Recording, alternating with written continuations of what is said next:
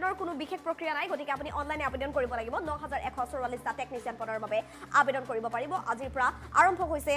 আবেদন প্ৰক্ৰিয়া Indian railway ইতিমধ্যে এই সন্দৰ্ভত অধিসূচনা জাৰি কৰিছিল বিজ্ঞাপন মুকলি কৰা হৈছিল আৰু ইয়াৰ পাছত আবেদন প্ৰক্ৰিয়া আৰম্ভ কৰি দিয়া হৈছে ৰেলৱেৰ যেটো বিশেষ লিংকটো বৰ্তমান ওপেন আছে 18 পৰা 36 বছৰ বয়সৰ যিসকল লোক তেওঁলোকে আবেদন কৰিব পাৰিব জেনাৰেল কাষ্ট আৰু ওবিচিৰ লোকসকলৰ বাবে 500 টকা আবেদনৰ মাচুল সমান্তৰালকৈ এছটি এছচি দিব্যাংগৰ বাবে 250 টকা ধাৰ্য কৰা হৈছে গ্ৰেড 3 ৰ বাবে ওলাইছে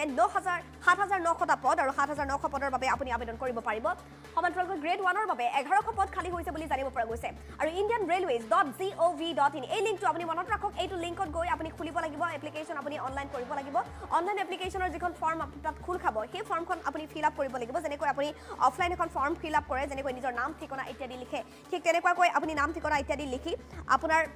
শিক্ষাগত অৰ্হতা ইত্যাদি তাতে আপলোড কৰিব লাগিব আপোনাৰ এটা স্ক্যান কৰিব লাগিব নিজৰ ফটোৰ সমান্তৰালকৈ আধাৰ কাৰ্ড লাগিব অনলাইন আবেদন কৰিবৰ বাবে সকলোৱে জানে আজিকালি যিকোনো কামৰ বাবে অনলাইন এপ্লিকেশনৰ বাবে আধাৰ কাৰ্ড বাধ্যতামূলক হৈ পৰিল গতিকে আধাৰ কাৰ্ড যিসকলৰ নাই তেওঁলোকে কিন্তু অনলাইন আবেদন কৰিব নোৱাৰিব চাকৰিৰ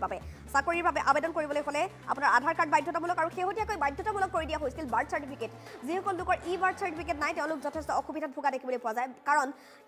দেখিবলৈ পোৱা যায় আজিকালি মেট্ৰিকৰ চাৰ্টিফিকেটখনে যিটো বয়স সেই বয়সটো নুবুজায় বিভিন্ন সময়ত কাৰোবাৰ বয়স বাঢ়ি থাকে কাৰোবাৰ কমি থাকে আৰু সেইভাবে বাৰ্থ চাৰ্টিফিকেট এতিয়া যথেষ্ট বাধ্যতামূলক হৈ পৰে আপোনাৰ যদি বাৰ্থ চাৰ্টিফিকেট উলিয়াই থোৱা নাই তেনেহলে কিন্তু আবেদনত অসুবিধা হ'ব পাৰে কিছুমান চাকৰিৰ বাবে আজিকালি অনলাইন এপ্লিকেশনৰ সময়ত বাৰ্থ চাৰ্টিফিকেট বিচাৰে আৰু সেই বাৰ্থ চাৰ্টিফিকেট আপুনি তাত জমা দিব লাগিব এটা স্ক্যান কপি তাত আপুনি জমা কৰিলেহে আপোনাৰ আবেদন প্ৰক্ৰিয়া সম্পূৰ্ণ হ'ব আবেদন কৰিবৰ বাবে আপোনাক লাগিব আধাৰ কাৰ্ড পেন কাৰ্ড আৰু সমান্তৰালকৈ আপোনাৰ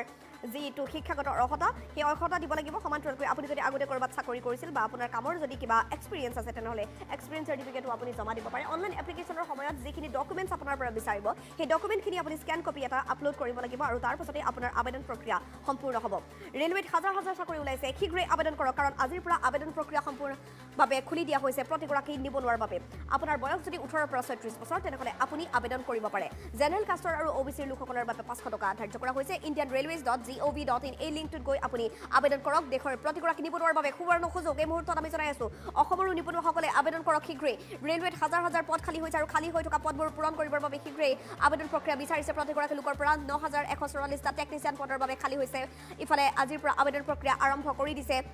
ৰেল বিভাগে 8 এপ্ৰিল 2024 লৈ আপুনি আবেদন কৰি থাকিব পাৰিব যিসকল লোকে আবেদন কৰিব বিচাৰিছে তেওঁলোকৰ সকলোবোৰ ডকুমেন্টছ আপুনি পৰীক্ষা কৰক আপোনাৰ বয়স 18 পৰা 36 বছৰ হ'ব লাগিব সাধাৰণ শ্ৰেণী অৰ্থাৎ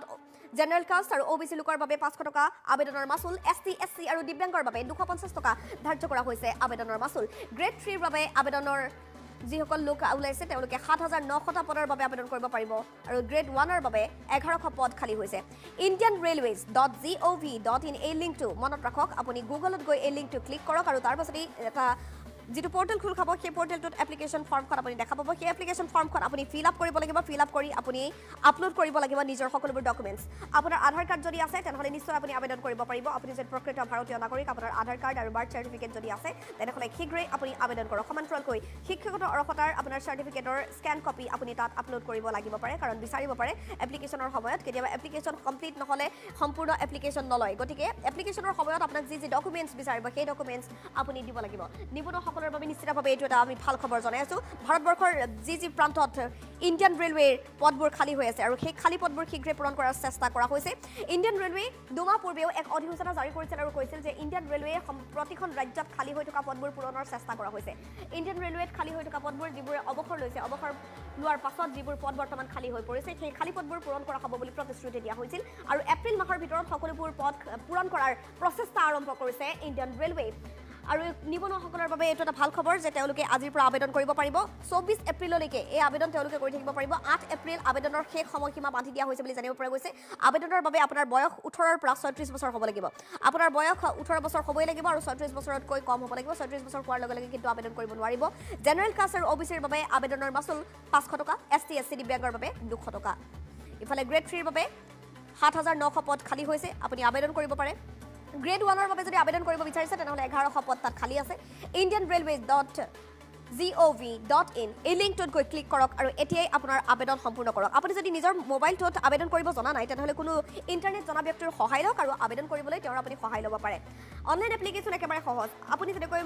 মোবাইলত যিকোনো এপ্লিকেশ্যন ব্যৱহাৰ কৰে ফেচবুক ইনষ্টাগ্ৰাম ইত্যাদি ব্যৱহাৰ কৰে বা হোৱাটছএপ আপুনি ব্যৱহাৰ কৰি আছে গতিকে নিশ্চিতভাৱে জব এপ্লাই কৰিবলৈও আপোনাৰ বাবে ইমান টান কাম নহ'ব আপুনি গুগল চিনি পায় গুগলত গৈ আপুনি যদি indianrailways.gov.in বুলি ক্লিক কৰাৰ লগে লগে যিটো পৰ্টেল খোল খাব সেই পৰ্টেলটোত আপোনাৰ ওলাই পৰিব যে ইণ্ডিয়ান ৰেলৱেত জব ভেকেঞ্চিজ আছে তাৰ পাছতে আপুনি জব এপ্লিকেশ্যনত যাব লাগিব জব এপ্লিকেশ্যনত গৈ আপুনি অনলাইন আবেদন প্ৰক্ৰিয়া সম্পূৰ্ণ কৰিব লাগিব আৰু অনলাইন আবেদন প্ৰক্ৰিয়া যেনেকৈ আপুনি ফৰ্ম এখন ফিল আপ কৰে ঠিক তেনেকুৱাকৈ এখন ফৰ্ম তাতে আপুনি দেখা পাব সেই ফৰ্মখনত আপুনি নামটোত গৈ আপুনি নিজৰ নামটো লিখিলে কেয়াৰ অফ লিখিলে আপোনাৰ অভিভাৱকৰ নাম আৰু তাৰ পাছতে আপুনি ঠিকনা লিখিলে তাৰ পাছতে আপোনাৰ পৰা বিচাৰিব বয়সৰ কথা আপোনাৰ বয়সটো আপুনি লিখিলে আৰু বয়সৰ প্ৰমাণ হিচাপে আপুনি হয়তো বাৰ্থ চাৰ্টিফিকেট দিব লাগিব নহলে মেট্ৰিকৰ এডমিট দিব লাগিব আজিকালি অৱশ্যে মেট্ৰিকৰ এডমিটৰ পৰিৱৰ্তে বাৰ্থ চাৰ্টিফিকেট বিচাৰে জববোৰত কাৰণ মেট্ৰিকৰ এডমিটত শুদ্ধ বয়সটো নাথাকে আৰু যাৰ ফলত এতিয়া নতুনকৈ বাৰ্থ চাৰ্টিফিকেট বাধ্যতামূলক হৈ পৰিছে বিভিন্ন ক্ষেত্ৰত আপুনি যদি চাই তেনেহলে জব এপ্লিকেশ্যনৰ ক্ষেত্ৰত আপুনি জবৰ বাবে এপ্লাই কৰিবলৈ হ'লে বাৰ্থ চাৰ্টিফিকেট এতিয়া বাধ্যতামূলক হৈ পৰিছে আধাৰ কাৰ্ড বাধ্যতামূলক সকলো অনলাইন এপ্লিকেশ্যনৰ বাবে সকলোবোৰ অনলাইন কাম কাজৰ বাবে গতিকে আপোনাৰ আধাৰ কাৰ্ড থাকিব লাগিব বাৰ্থ চাৰ্টিফিকেট থাকিব লাগিব আপোনাৰ শিক্ষাগত অৰ্হতাৰ চাৰ্টিফিকেট আপুনি স্কেন কপি আপলোড কৰিব লাগিব এছটি এছচি দিব্যাংগৰ বাবে মাত্ৰ 250 টকা এপ্লিকেশ্যনৰ মাচুল আৰু জেনেৰেল কাষ্ট OBCৰ বাবে 500 টকা